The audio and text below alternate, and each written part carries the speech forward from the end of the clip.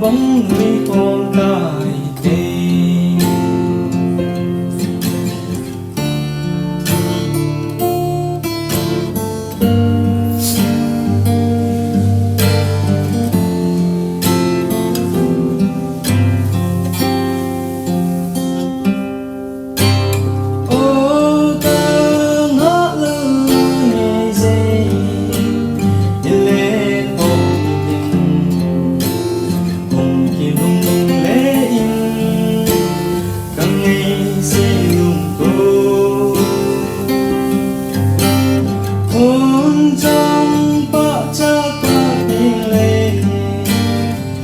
về ôn chiều ngày đủ nắng chiếm thu thăng nhân lỡ tao mi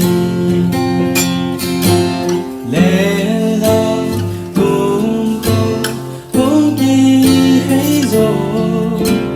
vô đấy là mẹ càng đi